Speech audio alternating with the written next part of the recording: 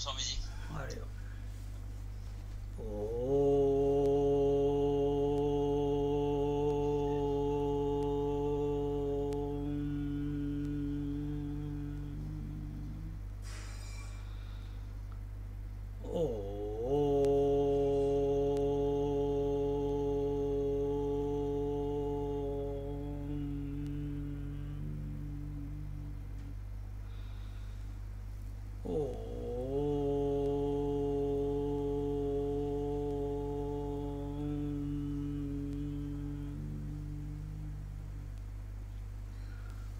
गुरुर्ब्रह्मा गुरुर्विष्णुः गुरुर्देवो महेश्वरः गुरु साक्षात् परं ब्रह्म तस्मै श्री गुरवे नमः। तस्मै श्री गुरवे नमः। तस्मै श्री गुरवे नमः। Just give me 1 second, I'll close the door.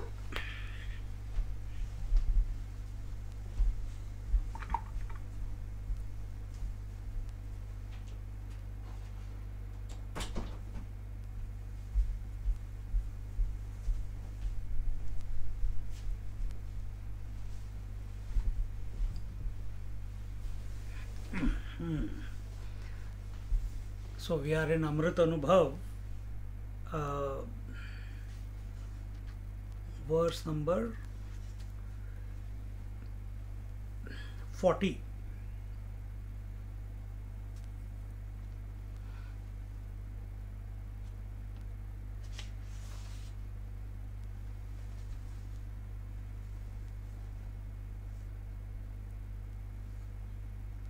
So here it was told that one reality alone expresses as Guru in one place and as Shishya in the other, and the Shishya, he can never remain as the individual Shishya and come to know the Guru Tattva. It is not possible. The Shishya has to die, as well as the Guru as a concept, as an idea, has to die. Then alone the Guru Tattva will reveal itself. As long as the sense of otherness, that I am other than the Guru, as long as this is maintained, realization of the Tattva, realization of the self is not possible. And in this way, the Guru does not allow this individuality to precipitate, and so and the duality ends once and for all. In this way, the destruction of the individuality is the only way to discover the oneness, which is the Guru. So, destruction of individuality. Individuality is only an imagination in our mind. Only an imagination. Today's our meditation was this only.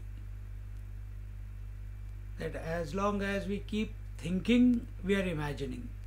Imagining is only through thinking. And I want to be the self, I want to realize, I want to self-realize, I want to merge in God, I want to dissolve into God, through the divine. And the scriptures are again and again screaming at us. You are already divine, you are already the self. But you are saying, no, I want to self-realize. That is the ultimate moksha purushartha. Purushartha requires individuality. Purushartha means efforts. Efforts can be put only by the individual.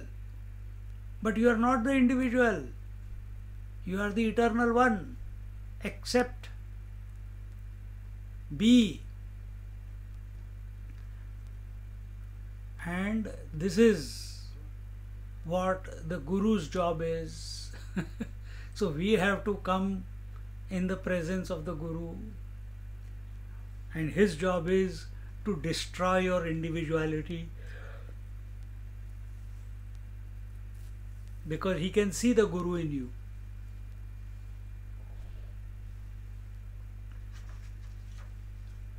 This Guru Tattva, which is Satyam Jnanam Anantam, is further expounded. Visheshache ninave atmatvahi na sahave kim bahuna na bhave konhi cha yaya. He says,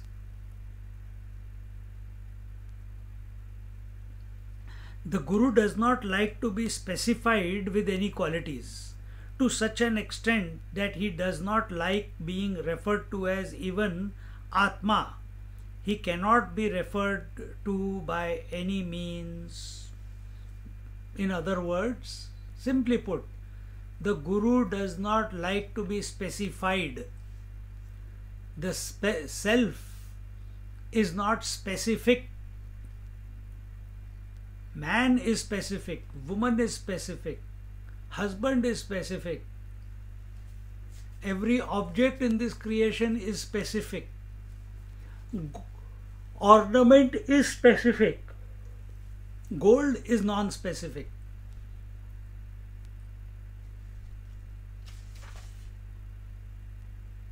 Gold is non-specific. Wave is specific. Waters are non-specific. So this Guru Tattva, the essence, the self, it is non-specific. And remember, when we use thoughts to think about the self, we are making it specific, because thought is specific. And therefore he says, even the word Atma, he does not like to be referred by the word Atma, because Atma is specific. It begins and it ends. It begins with A, it ends with A. Atma. It is a thought. Atma word in our mind is a thought. Our attention must be on what it is representing, what it is indicating. What is that? Who is I am that? Who is knowing that the mind used the word Atma, that the thought Atma came in the mind and went away, just like other thoughts. So that thought cannot be the truth. The one who is aware of that thought appearing and disappearing from the mind, that is the Guru Tattva. That is the truth. That is what that word was indicating. But we get lost in the words, and when we get lost in the words, we continue to remain as an individual. And then we insist that I have to purify. We insist we have to do rituals. We insist we have to get up in the morning at Brahma Muhurt to do meditation. We insist that we have to do japa every day.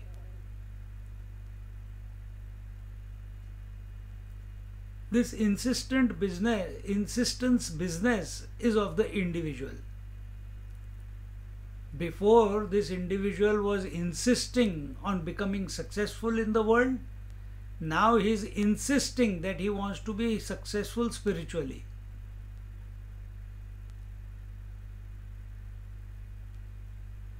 See? But from what angle Jnaneshwar Maharaj is telling, it is his experience of realization. And from that,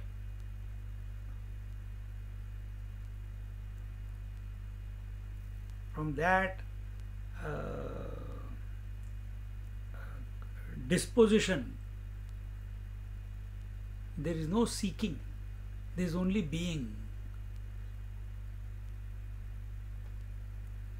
There is no knowing that I am going, just like I know that you are all listening there, I hope. Like that I cannot come to know that I am the self by repeating the word self, I am the Aham Brahmasmi, Aham Brahmasmi, Aham Brahmasmi. I cannot keep saying Aham Brahmasmi and the Brahman will reveal. As long as I am addicted,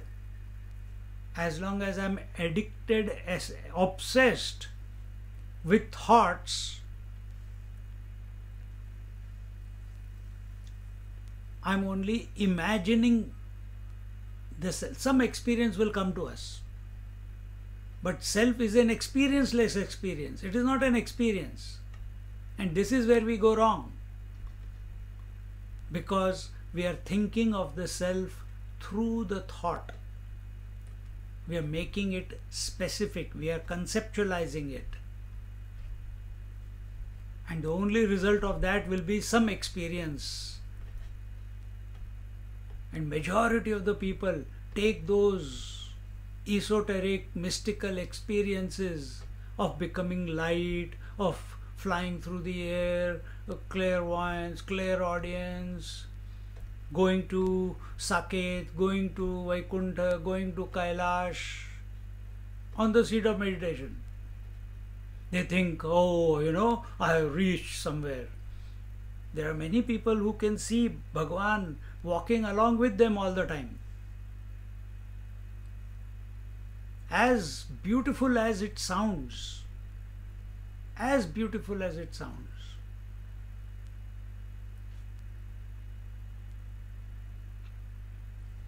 it is only an imagination of our mind. It's only projection of our mind. Only projection of our mind. We have to come to a point, according to Ishvara Advayavad, we have to come to a point where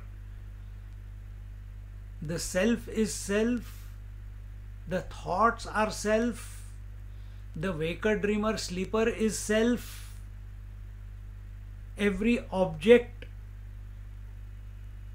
in this creation which you know by way of thought is self alone. In other words, mind is self.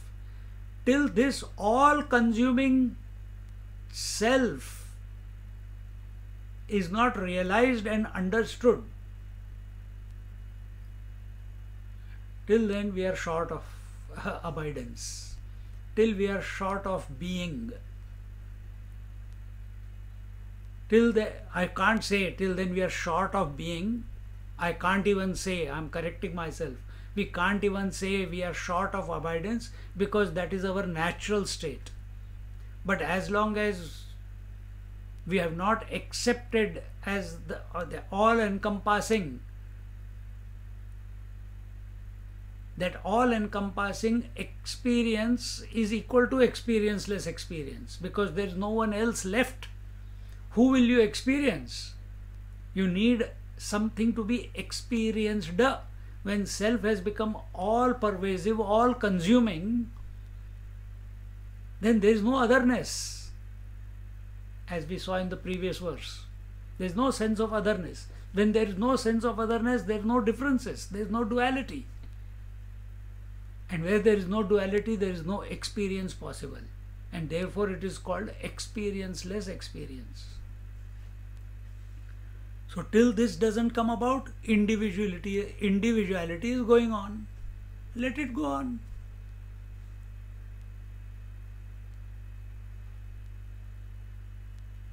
It is our choice. As a person, it is our choice. Whether we accept ourselves to be the individual, we accept ourselves to be the total consciousness, or we accept ourselves to be the infinite consciousness. And if you want, you can create even more divisions within it. Oh, I am in the Gandharva Lok, oh, I am in the Indra Lok, oh, I am in the Siddha Lok, oh, I am in the ancestral plane of consciousness, oh, I am in the Satya Lok. I am in the Vaikuntha lok, I am in this lok, I am in that. You can keep creating as many. But these three are main: individual consciousness, total consciousness, and infinite absolute consciousness. And see, the common denominator here is consciousness. And what is changing? Individual, total, and absolute. Drop the words. So consciousness. So I am consciousness even at this moment. Only thing is, I am considering myself to be individual on account of individual conditionings. When my attention goes to the total, then I become the total consciousness. But we have to discard both. We are the absolute. The Guru is Did we do this yesterday? No. No, we didn't. The Guru is so non-specific that he does not tolerate any adjectives to be added to him. He is one's own essential Paramatma Tattva. He is not specific. Satyam or existence is the non-specific manifestation of the truth. Non-specific means general truth. Space is general.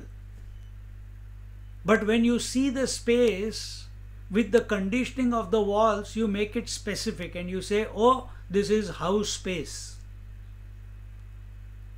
Because it is useful. Gold is non-specific, you make it specific by converting it to an ornament because it is useful. Mud is general, non-specific, you make it specific by making it into a pot. In pot you can store things, so it becomes specific.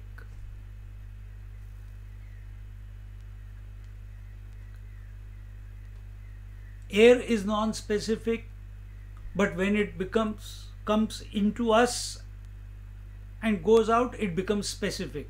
The moment it goes in, it is called prana. The moment it enters your nostrils, it is called prana. Prana is specific. Opposite of prana is apana. But it is the total airs. It's the total mud, it's the total gold, it's the total waters, it's the total space. Or infinite space. Others are total, but infinite space. So also infinite consciousness. Where is our attention? Who do we accept ourselves to be? Like this pencil is, this camera is, this computer is, you are, I am, every object in this world is, this country is, this universe is. The words are changing. Computer, pencil, camera, universe. But the isness, everything is associated. So how do we know that something is existing? We add is to it. That isness is the common denominator. Just like we saw, individual consciousness, total consciousness, infinite consciousness. Consciousness was the common denominator. That same consciousness which is the common denominator, when it comes to this Satyam, Satyam is the existence.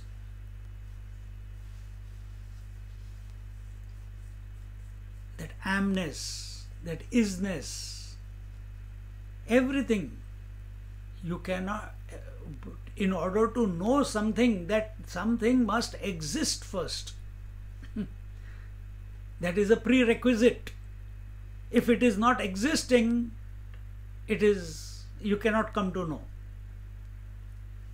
So what is that which is existing? What is that when we associate something or someone, some idea, some thought, some concept, some imagination with that existence, it becomes specific. But the existence itself is non-specific.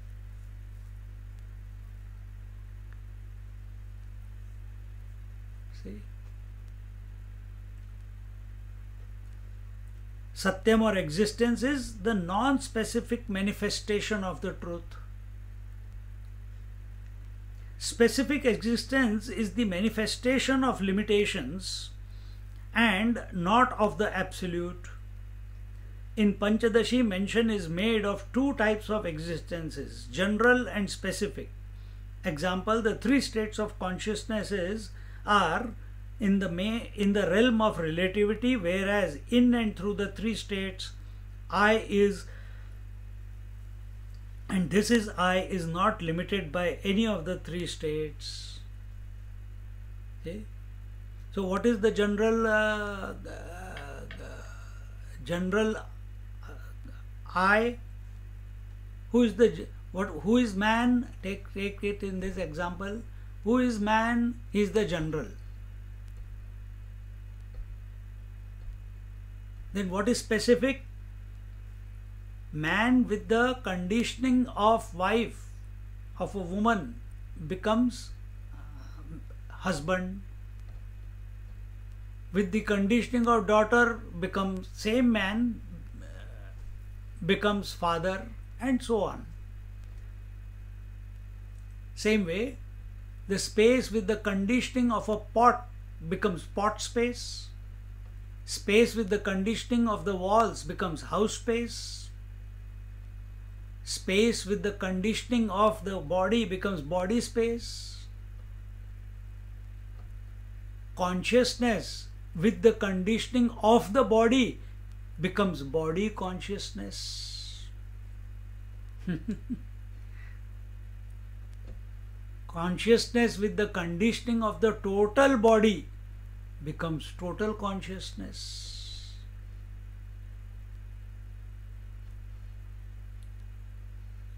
So, specificity again is at the individual and the total level. Absolute is free of specificity, of both the specificities.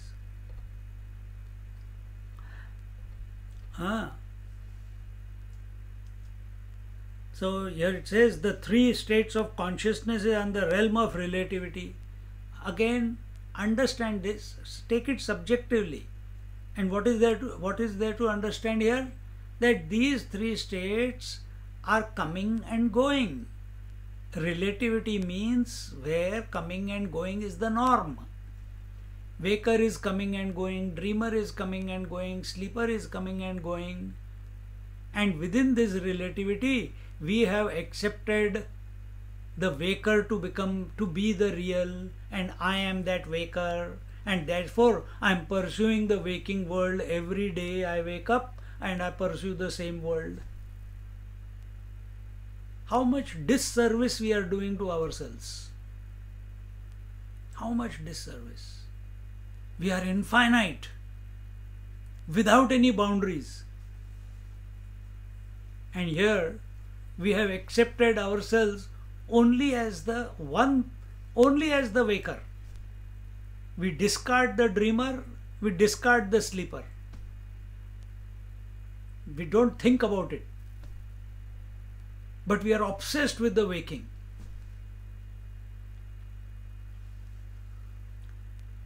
So recognize who is that person.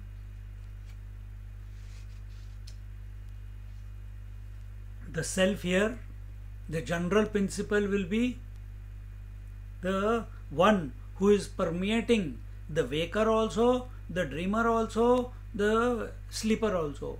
Who is that? What is that principle? Is there someone else outside of you who is going through the waking, dream and deep sleep state of yours? Or you only are expressing through the waking experience, waking as a waking person? You only are expressing as the dream person? You only are expressing as the sleeping person?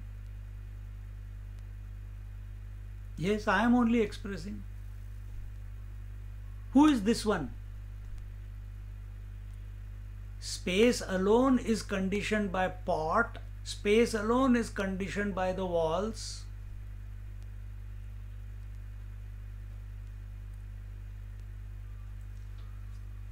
So when we have accepted the conditioning of the body and the waking world, we are the waker. When the conditioning is subtle, only mental, then we are the dreamer. When the conditioning is of ignorance of the previous two, then we are the sleeper. But we have accepted. So don't stop accepting it.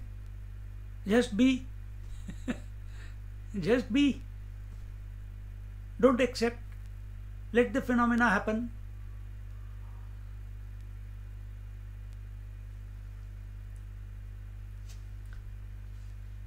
And when we do that, we will find we are unlimited, we are not conditioned, we are not specific, we were always. And when we look back, having come to that general principle, when we look back, there is nothing to look back. Wherever I look, there I alone am. When I look back, then will I see the waker, dreamer, sleeper? No, I will see myself. Will I see the universe? No, I will see myself. I'll see the self alone. And this seeing will not be through thoughts.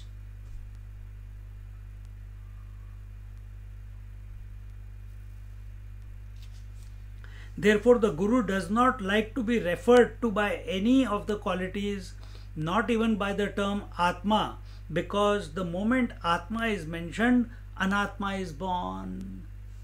So he does not like any adjectives.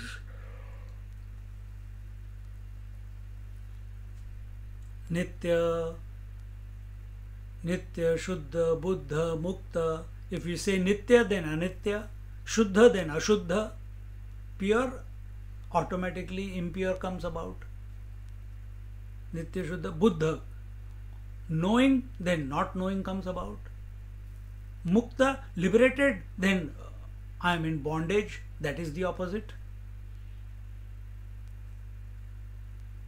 So when we are seeking liberation, I want to be liberated, I want to be liberated, I want to self-realize, I want to self-realize. Then what is the opposite of that? That I am in bondage right now, I am not self-realized. If I am seeking liberation, then I am bound at this moment. Then we remain stuck. We have just replaced bondage with liberation, but we are still stuck in the word liberation. When we are given up being a father or a husband, we come to man, to be the man. But we are still stuck in being a man. Being a man is not equal to consciousness. Now that idea of man also has to go out of our mind. Understand? So we use the word man only to cancel the virtual roles that you are playing of father, brother, husband, etc. But when we come to the man, this also needs to be given up.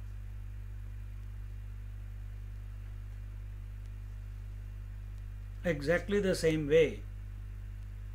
So there will be a chapter on this afterwards. That Sat Chit Anand. The chapter is, so he refutes there is nothing called Sat, there is nothing called Chit, and there is nothing called Anand. Because Sat word is used only to cancel Asat. Chit word is used only to cancel Achit.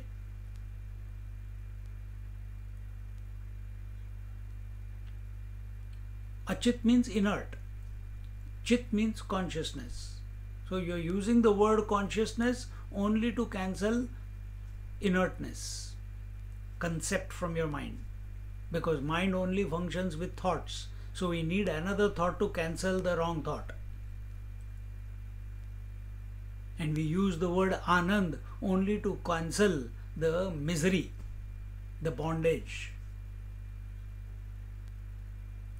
And therefore we say, oh, Sat Chit Ananda Swarup. No, that Paramatma is independent of these words Sat Chit and Ananda also. And therefore, Guru does not like to be called by any name, any specific name.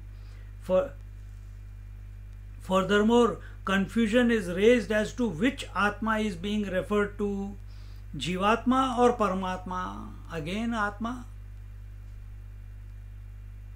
Remember in Panchadashi, some of you may not have heard that, Gaunatma, Mithyatma, Mukhyatma, Paramatma.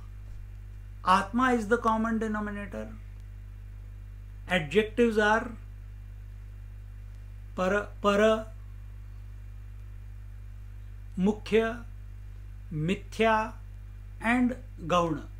Just like I told you before, consciousness was the common denominator. The adjectives added to that word consciousness were individual, total, absolute or infinite. So which Atma? Are we the virtual Atma, or are we the illusory Atma, Mithyatma? Or are we the Jivatma, which is a principle?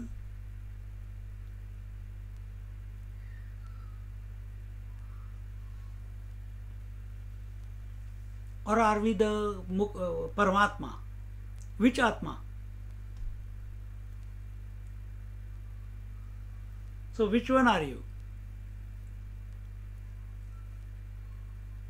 Are you the husband? Are you the brother? Are you the son? Are you the father? Which one? The smorgasbord is in front of us. In the mind only the buffet can be laid. The buffet of thoughts, buffet of options. We have to get out of this thing, out of the mind. Because the more the choice, the more the confusion. More the choice, more the confusion. So here he says, the Guru cannot be referred to by any means, because any reference cannot but be in the field of relativity. Today's meditation was on don't use the crutch of thought, crutches of thoughts to know the self. Self is self-existing. I think, therefore I am, is not the journey that we want to be on. No, I am, and therefore thinking is going on in the mind. This should be our disposition. So the Guru cannot be referred to by any means. And where are the means? Thoughts are the means. Examples are the means. Similes are the means.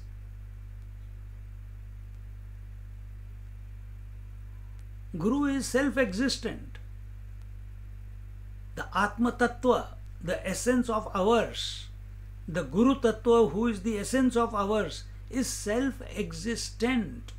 Do not use the support of any action, any emotion, any thought or concept in order to know it.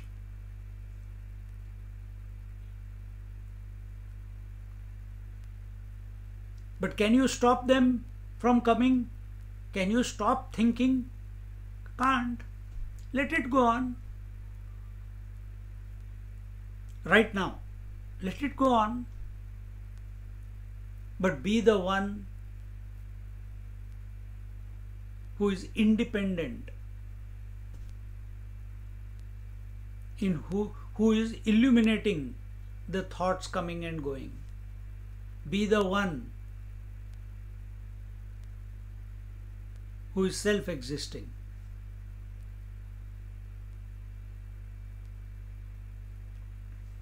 The Guru cannot be referred to by any means, because any reference cannot but be in the field of relativity. All references are only in relativity. In fact, mind is equal to relativity. Whether that mind is in waking or dream or sleep or samadhi, it is in relativity.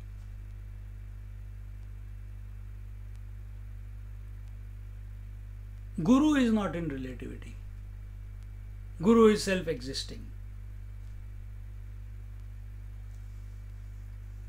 To remove all traces of doubt, the individuality that the disciple is to be removed.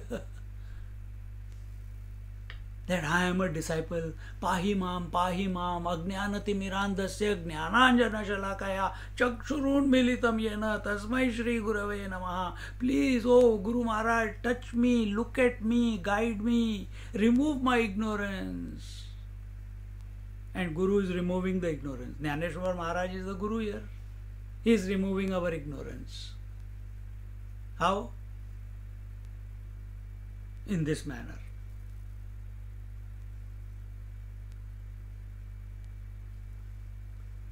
That this idea of disciple, that I am a disciple, must get out of our mind. As long as I remain a disciple, I can never come to know the truth. I can never come to know the Guru. Understand, knowing is being. Being is knowing. Being means existence. Knowing means consciousness. Existence is consciousness. Consciousness is existence. When we look at the world, we understand everything is existing. Common denominator. I am, world is. Absolutely understood. There the problem doesn't come. It comes when the knowing comes. Oh, I am knowing this book, I am knowing this camera, I am knowing this person.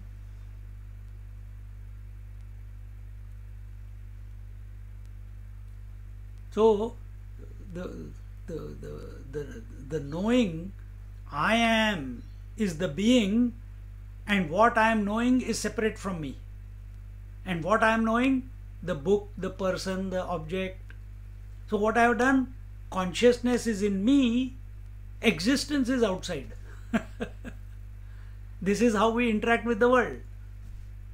Consciousness I am, and everything that is to be known is separate from the consciousness that I am. Now that habit of keeping the consciousness separate from existence, we continue to practice that wrong habit when it comes to the self also. Right now, if we are making the mistake, correct it. So, who I want to know? What is the object of my contemplation? The self, the Guru, Tattva. Who wants to know? I want to know. Where is the Guru existence? He is not other than the self. So I want to know the self. Who is existing? I am existing. Who wants to know? I want to know. Now this habit of wanting, I am the consciousness and I want to know something, it creates a thought because of the separation. But here I am the existence and I am the consciousness. No medium of thought is required. See, so this obsession to think and come to know, and thinking will continue as long as we are a disciple. Thinking will continue as long as we think we are apart, different, separated from the Guru principle, Guru Tattva. And the moment we feel we are separated from the Guru Tattva, the thought appears in the mind. If there is oneness, there will be no thought. And that is the truth. I am existence and I am consciousness. Then why existence, the being, consciousness, the knowing? So where being is knowing and knowing is being is the Guru Tattva. And there are no thoughts, no medium of thoughts, no adjectives, no ideas, no inference, no concepts, nothing is required.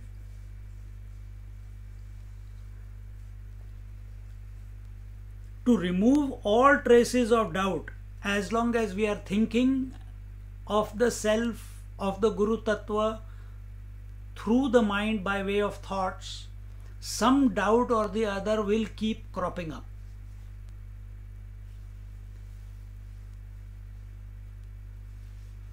As long as we maintain a distance between existence and consciousness, doubts will keep coming up. We have to accept that we are.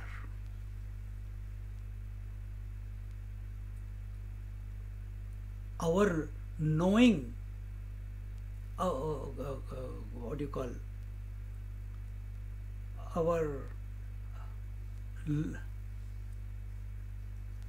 our understanding of knowing is through thoughts.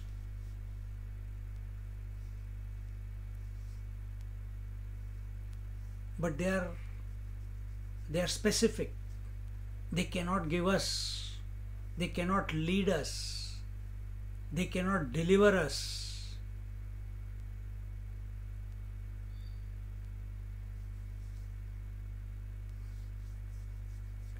In the Guru Tattva or to the Guru Tattva. Because thoughts are relative. Thoughts are happening in the presence of the self. And that self I am at this moment. Think.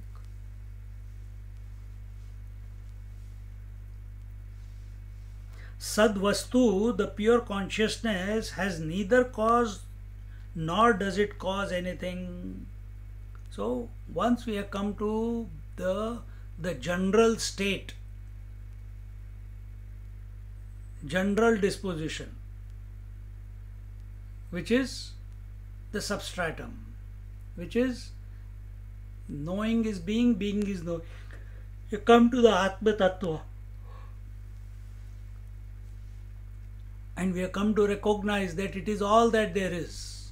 Nothing else is apart from it. So does Atma cause the world to come about? Does the Atma dissolve the world? Does the Atma, the instrumental cause to create the waking experience, waking consciousness, dream consciousness, sleep consciousness? In other words, is the consciousness, the Atma, the cause to create the world of cause and effect? Think. You may not have thought this thought.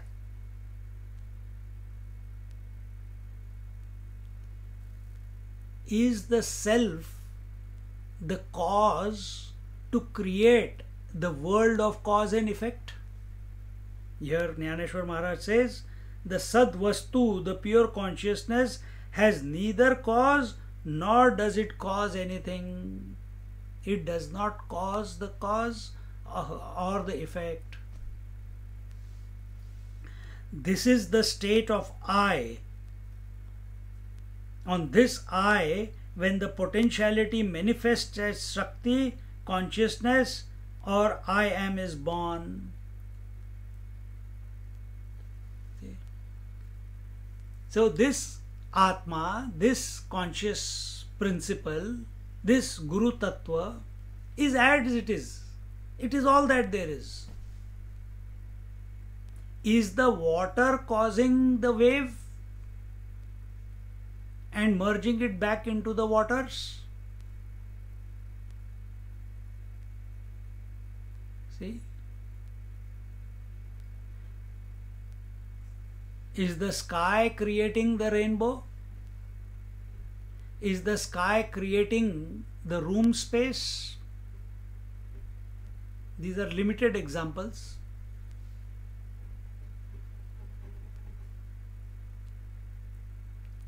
So, is the water creating the wave? No. There is the Maya creates the wave out of the material called water. Here, in this example, the Maya will be the wind, the potentiality. Or other way you can put, the potential within the waters was there to express as the wave, and it is expressing. You can take it that way. So, because it is full of potential, the self is also full of potential. Whether that potential is manifest or unmanifest, that is, keep it aside. But the self is full of potential, just like the man is full of potential. The potential of being a father, the potential to express as husband, potential to express as brother or son, or all these are there. At this moment, are any one of them expressing?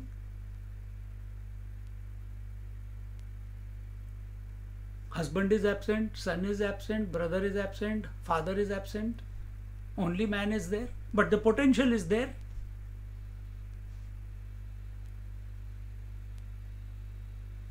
Exactly the same way. Within this self also, the potential is there. The potential in the mirror to reflect is there. So when you go and stand in front of the mirror, who do you see? Ye kaun aa gaya samne? It's you only, man. It's you only. So in the mirror of the mind, whom are you seeing? Are you seeing a caricature of yourself, or are you seeing as you are? See?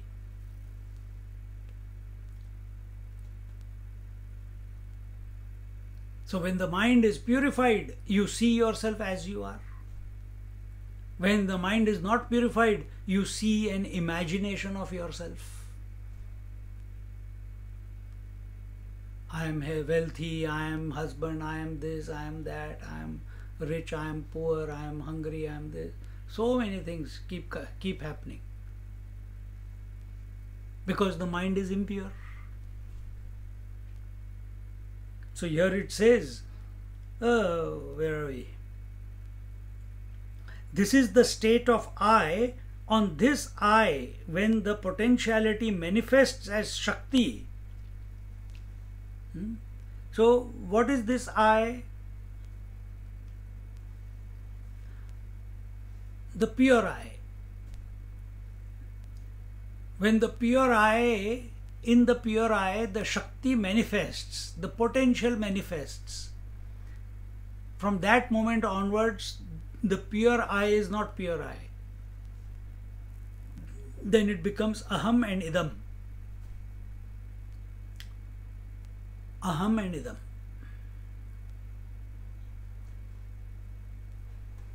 The first stage of that is unmanifest I.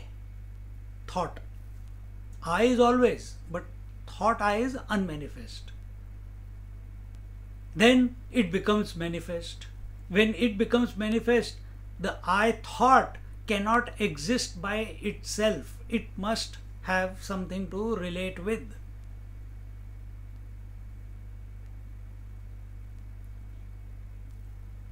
Then I am, meaning I exist. That is born. Then the fall begins. I am the body, I am the mind, I am the waker, I am the husband, I am the... So then adjectives keep getting added to it. When this consciousness gets divided, the mind is born. So even till the point I am, this is the state when every morning you get up, catch yourself, Baba. There is no thought in your mind, but you are. That is I am. Mind is empty. Few seconds, few minutes, it is empty before it kicks into activity. And the moment it gets kicked into activity, this consciousness gets divided. That's what I was telling you before. It gets divided into aham and idam. Mind is aham and idam. Mind is play between the I thought and the that thought.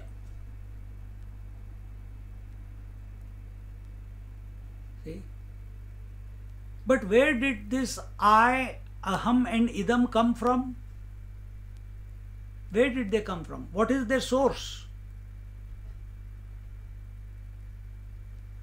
Where did the wave come from? What is its source? Water. Where did the I thought and the that thought come from? What is their source? The potentiality. Where did the potentiality come from? It was inherent within the pure consciousness. See? So it is the one alone expressing. And when we take that position that we are that infinite one, then it's easy to understand how the phenomena is expressing.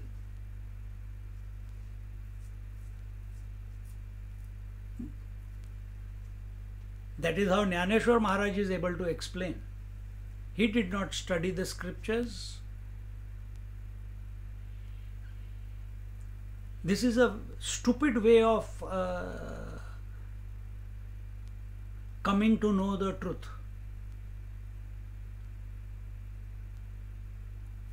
There are Mahatmas to whom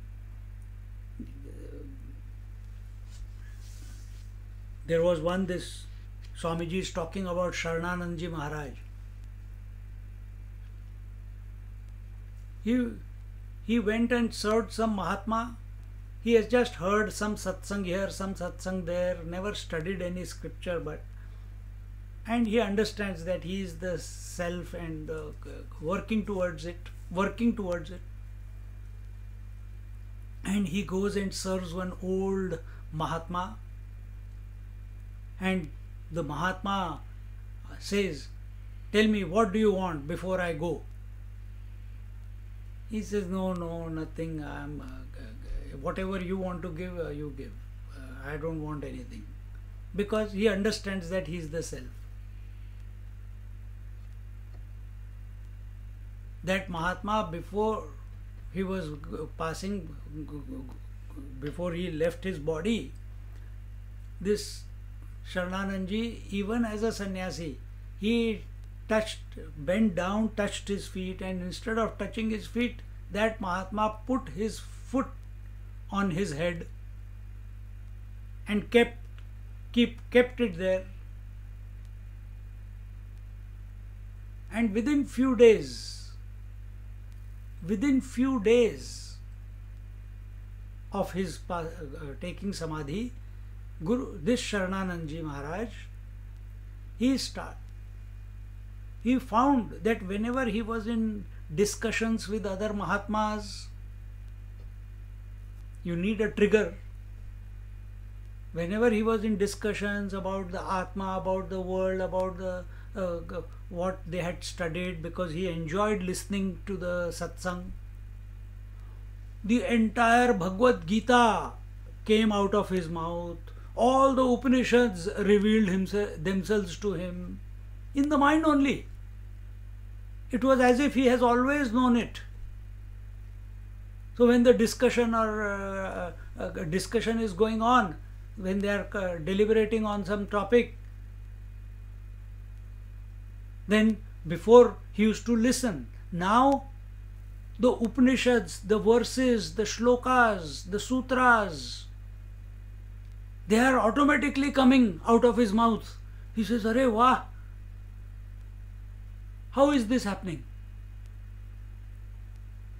It was because of the Guru Maharaj, a physical guru in that case.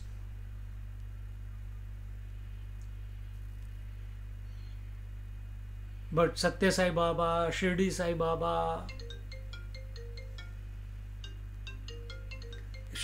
Baba, they all all the knowledge came from within.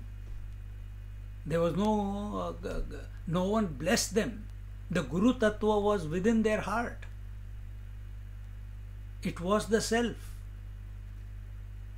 And that's why I said, studying through books is the lazy man's way. We have to take charge that we are the all-knowing one. We have now come down to be the individual. See?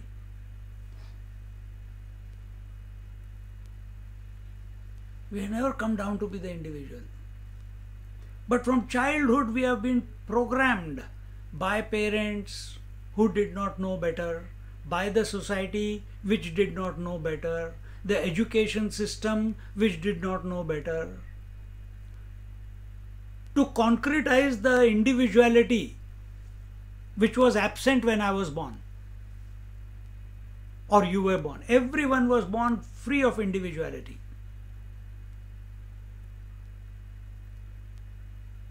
Life is expressing, but the individual ego is not present.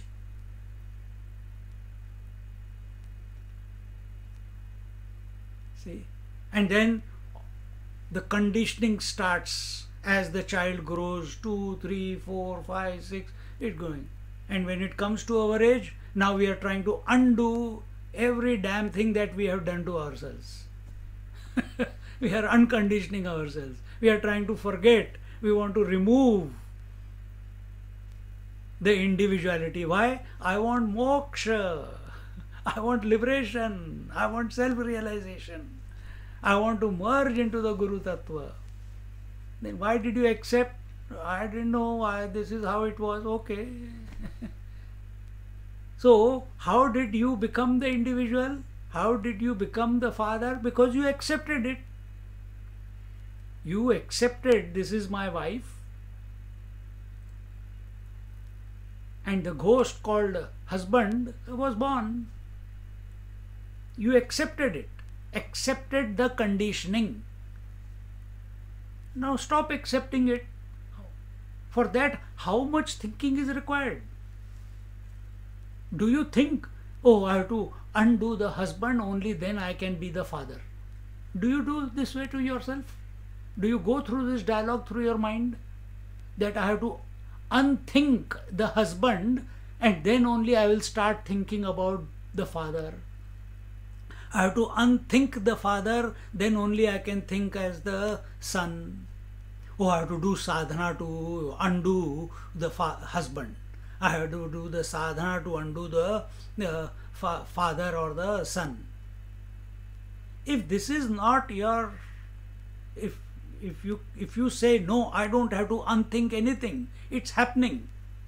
Then when we say undo the individuality, unthink that I am the body.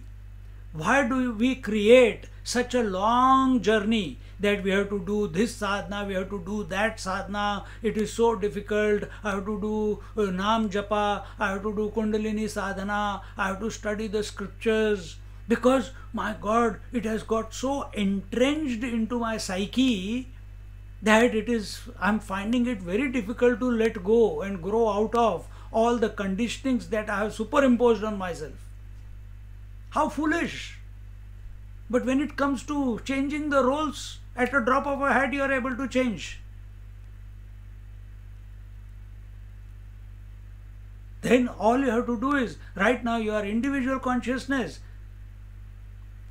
drop it and be the infinite consciousness. It's that simple. We'll make it complicated based upon what position we take. I understand, but it's not clicking, which means you are still considering yourself to be the mind. And mind is duality. Mind is objectivity. It will never click to the mind. It only clicks by grace. Think about the grace. Be the grace. Be the self. So here he says that on this I, when the potentiality manifests as Shakti, consciousness or I am is born. When this consciousness gets divided, the mind is born, where subject-object relativity exists and the whole objective world of Dvandvatmaka or pairs of opposites is created. I already explained that. So you want to remain as I versus the world, or I versus the self? Because I is a thought in your mind, self is also a thought in your mind.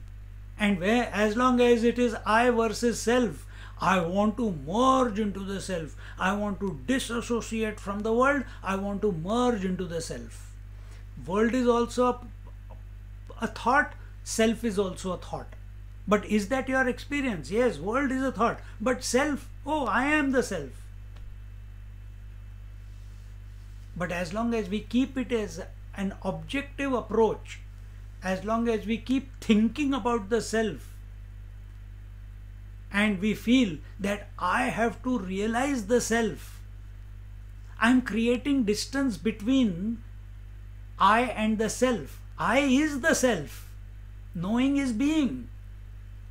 I is the self. But as long as I'm thinking I want to know the self, I want to be the self, I want to realize the self, I'm keeping the I separate from the self. I have not understood the connotation. I have not understood. The secret hasn't revealed yet. And the secret is just be. If you keep thinking, I'm the self, I'm the self, I'm the self, I'm the self, nothing is going to happen. You're still going to be in the mind. You may have some mystical experiences.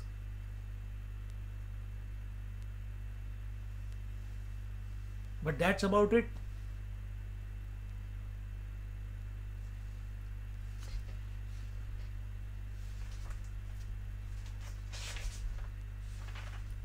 In order to go beyond the world of subject-object dichotomy, the seeker has to reverse this process and rediscover the independence of the subject. Independence of the subject, the I, that this I is self-existing. It doesn't need even the support of thoughts. Even to say, even for the thought of I to appear in the mind is taking you away from yourself in that matter, in that manner. I don't have to think that I am and come to the conclusion, acha, now I am. No.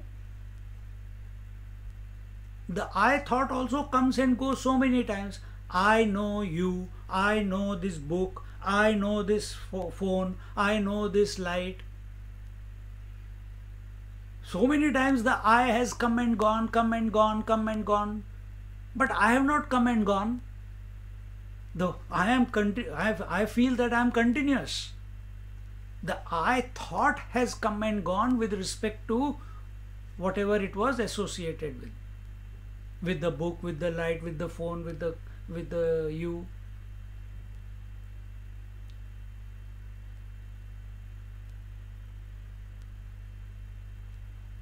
But the one behind the I, he is continuous, permanent, unchanging.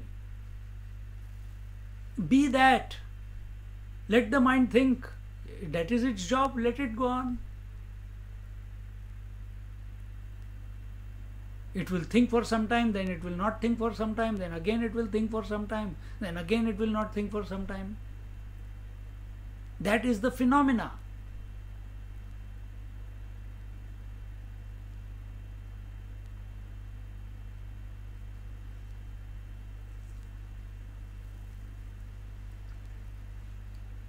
In order to go beyond the world of subject-object dichotomy, the seeker has to reverse this process and rediscover the independence of the subject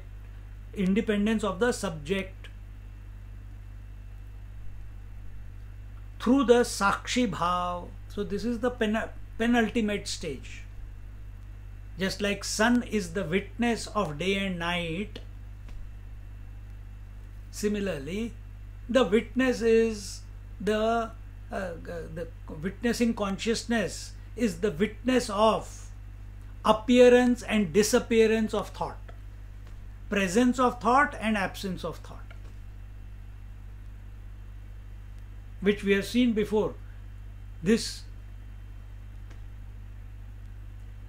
witnessing consciousness that I essentially am is the witness of the waking, dream and deep sleep coming and going on a daily basis. Now we are coming more subjective. That was a big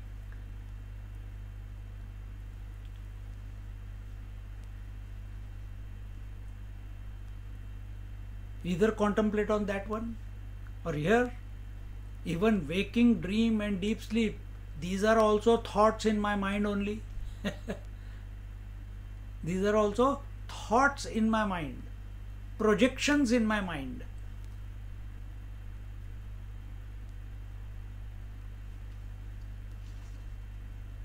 So through Sakshi Bhav. So what does Sakshi Bhav mean? Sakshi Bhav means we have recognized that whether thoughts are there or not there, it does not matter. I am not going to be influenced by the thoughts. I am happy. I am influenced by happiness. I am sad now. I am influenced by happiness. I am hungry or thirsty. I am influenced by the hunger or thirst. I am understanding. We are influenced by understanding. I can understand, but still doubts are there. You are influenced by doubts. Don't allow yourself to be influenced by anything that is popping up or not popping up in your mind. Popping up is always thoughts, ideas, emotions, concepts, imaginations, projections, experiences, visions. All of these words that I just used, they only appear in our mind as thoughts. Don't be influenced by thoughts. Just keep watching. Udasina bhav. Be indifferent to the thoughts. Be indifferent to the mind.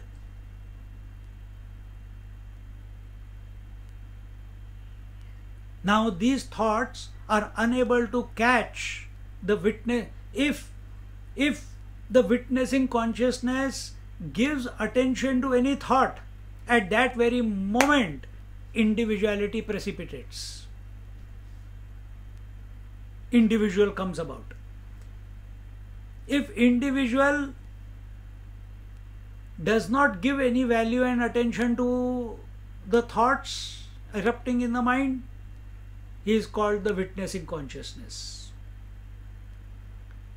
When the witnessing consciousness, instead of being aware of the thoughts, becomes aware of itself, that is our natural state. How simple. But we want to complicate it by even more thinking. And that complication we are introducing in our mind only because of our objective pursuit of the reality, objective pursuit of the self that I essentially am.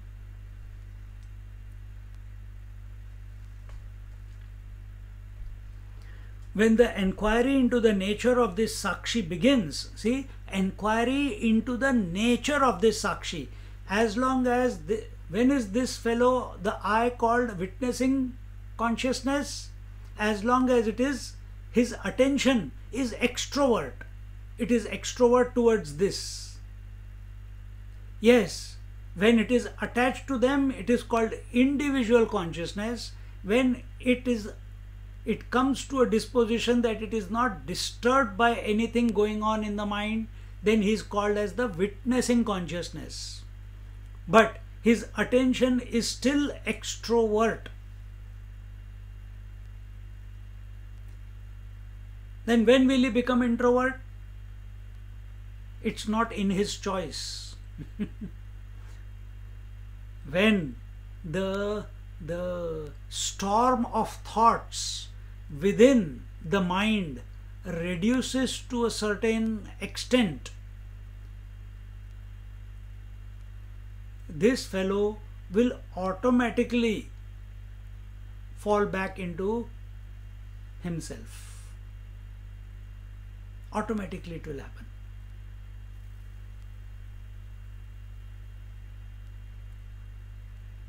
See?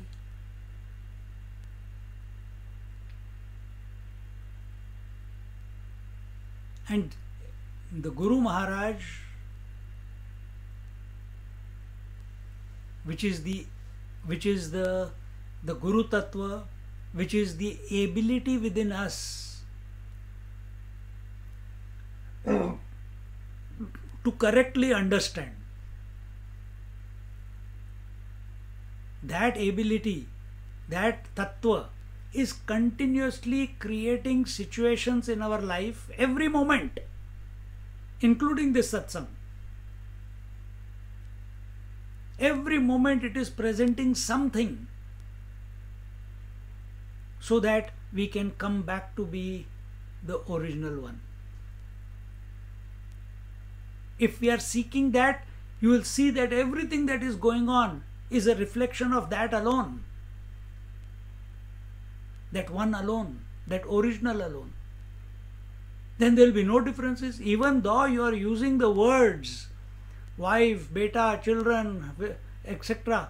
But within the disposition is all is me alone, self alone.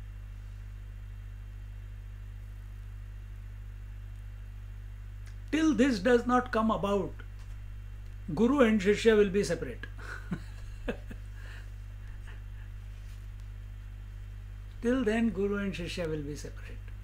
So whether we take the scriptures as the Guru, whether we take the Lord as the Guru, whether we take a teacher as a Guru, whether we take the self as the Guru, all are one and the same.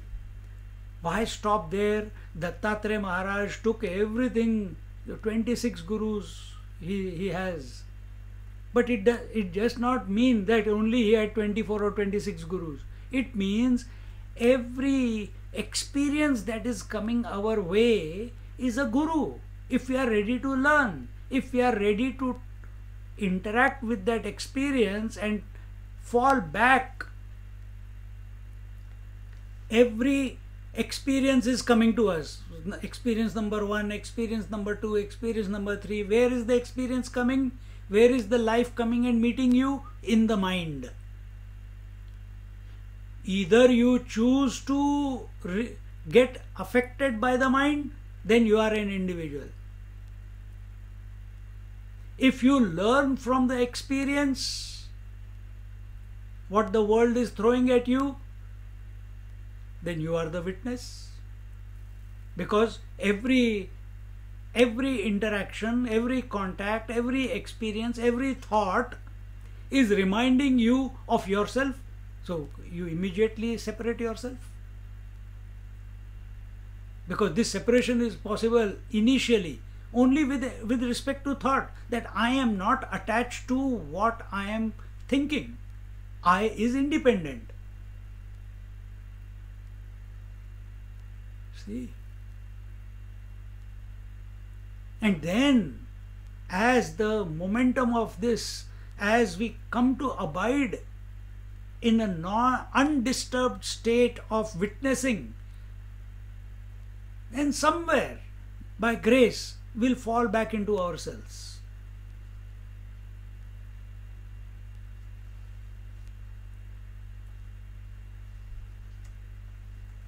When the enquiry into the nature of the Sakshi begins, then the world of enquiry, that is the thoughts witnessed by the Sakshi, disappear. As long as I am watching these, there is every possibility.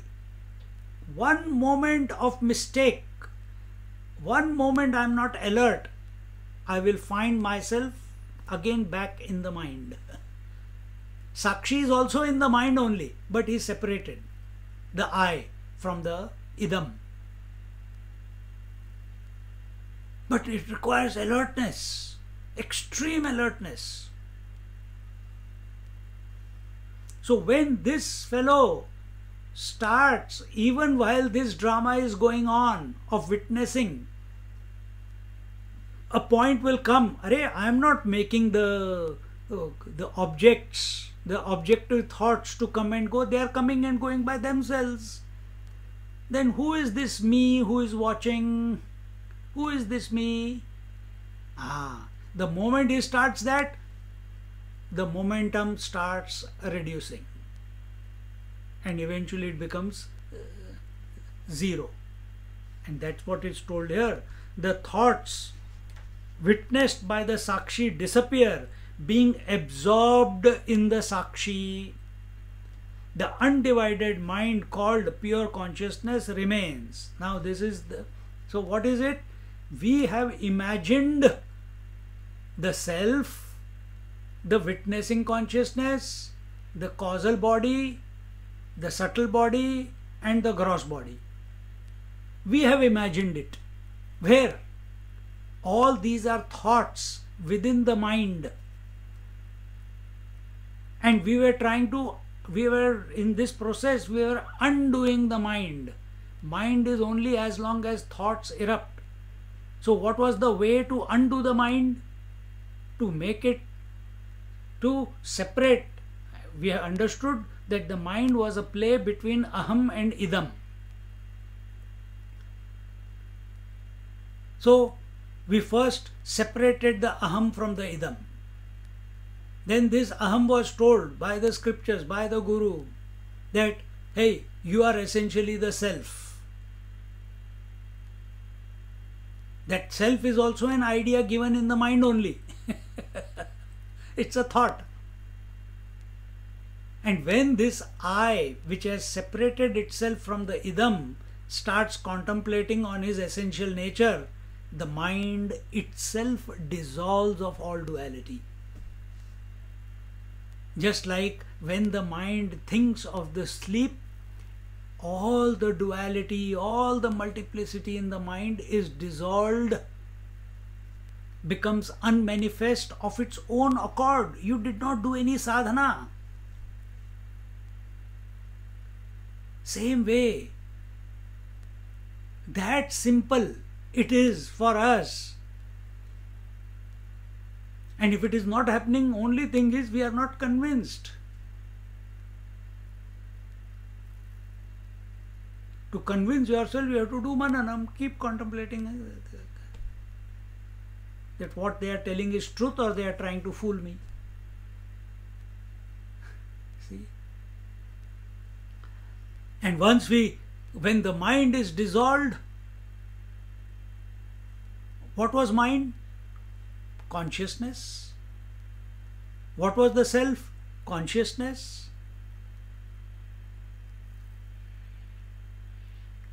Then only consciousness remains. Then there is no separate entity called mind apart from consciousness.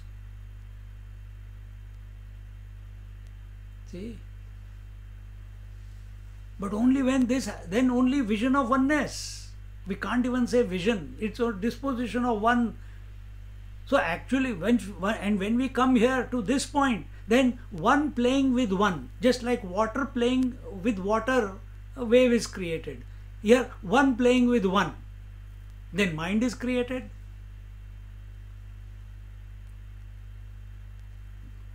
As an individual, we feel that the objective world is too big, the thoughts are too strong. But when we come here, it will become the most natural, most sahaj, naturally sahaj, most natural disposition. You don't have to practice that the whole world is the self. No, it will automatically happen.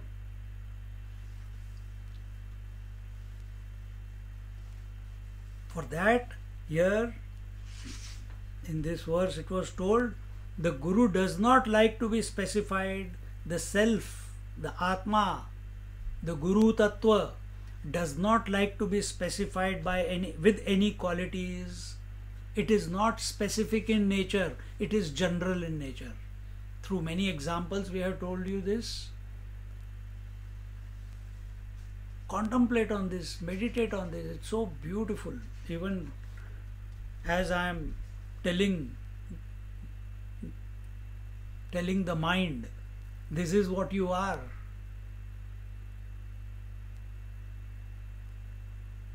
This is true education. Not becoming an engineer, doctor, IT. That's only survival. This is education. This will lead to wisdom. All that leads to only survival, wealth, comforts. This is. To know this, we are born. To be this, we are born.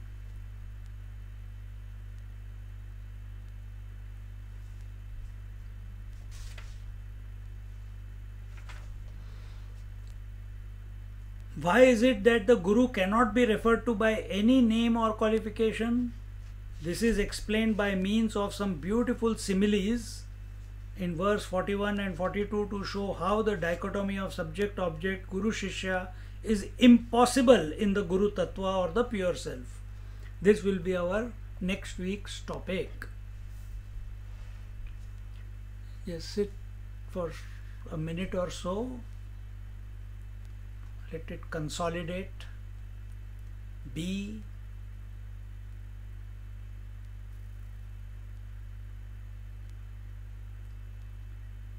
Just be.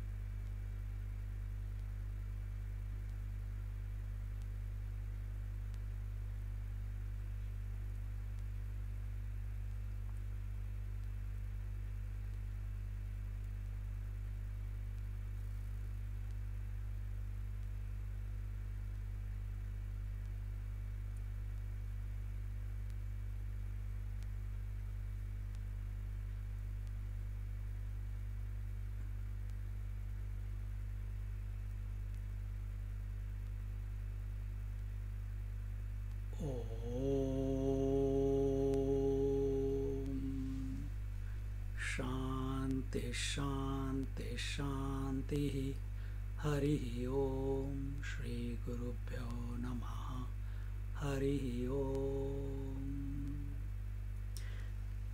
Next Sunday we are going to have, it's a Guru Purnima, so we'll celebrate it online.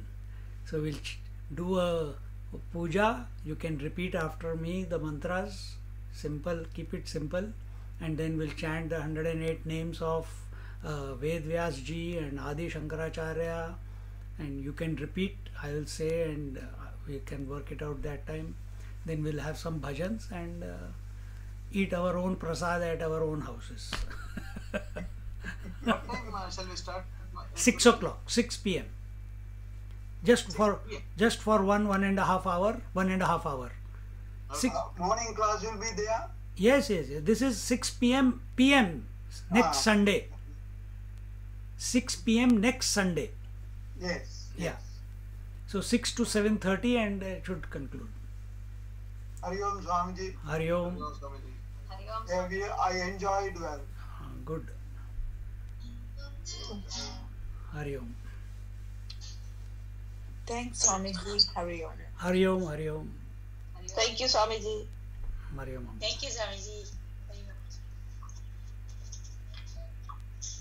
Hari Om, Swamiji. Hi, Lumina. Thank you, Swamiji. See you, Renuka. See you. Hari Om, Swamiji. Thank you. Hari Om Bodh. You were there in the morning? Yes, yeah. Oh, okay. Okay. Chalo. Who's that? Saketan Bhageshri. Wait, you are listening to this talk. What did you understand? Did you understand? Not much. Not.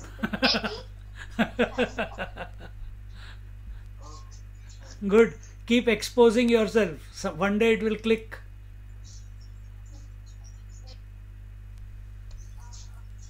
Bye. Bye, Swamiji. Thank you, Swamiji. Thank you. Take care. Take care.